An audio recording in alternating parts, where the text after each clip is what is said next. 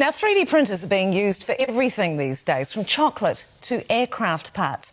Now there's a 3D printer creating new breasts for women who've had mastectomies. The clever thing about these new prosthetics is that they can be exact replicas of the original. Jill Higgins has more.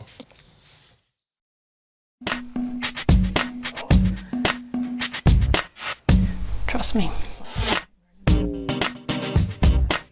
Susie never expected to strip off for a photo shoot.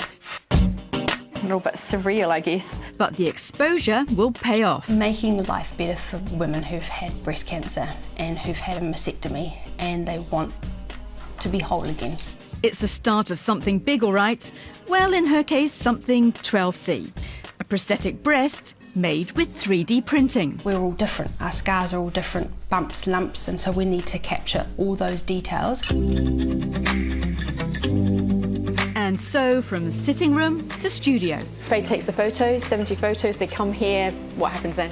They're all merged together and it generates this three-dimensional image. It gives a perfect replica of Susie's chest wall, where the prosthesis will sit, and a mirror image of her other breast for size and shape.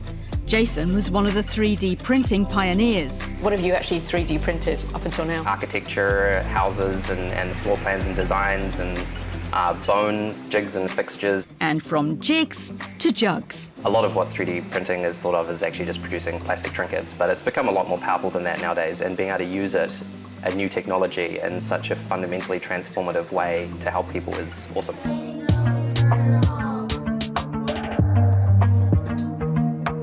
Susie's good with that. She's a primary school teacher, but can teach all of us a thing or two about why these prosthetics are needed. For a start, most women who have a breast removed don't want implants. In order to have reconstruction, it would have taken another couple of weeks before I had my mastectomy, and I just wanted the cancer out. She was given the standard prosthetic. I was in between sizes, so I either had the option of a small one that looked baggy in my bra or a larger one that's larger than my natural. So it was awkward, and it doesn't feel like me.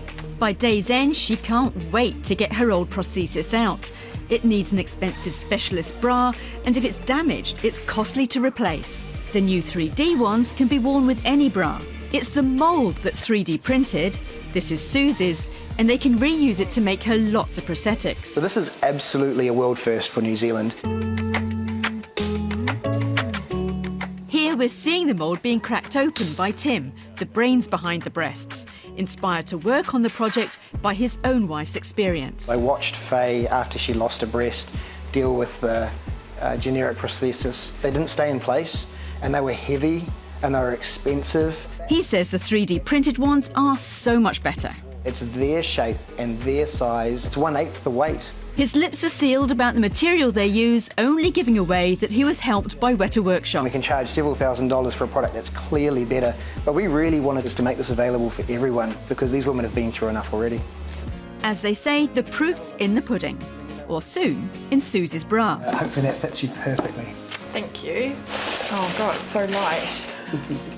That's awesome. She's not wrong. Oh wow, it's so light, yeah. That's amazing. Makes me want to feel your other breast. Yeah, okay. Instead, Susie puts it to the test at the gym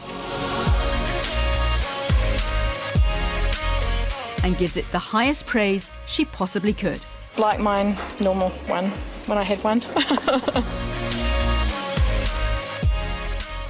Well, fantastic. 3D printers absolutely changing the world. It's incredible what they can do. And the other thing about these particular prosthetics, so in the past, if you punctured a breast prosthetic, it would leak and it would cost hundreds of dollars to replace. But because the 3D printer already has your template and everything, it only costs $20 to replace. So that's fantastic as well. This is definitely the future.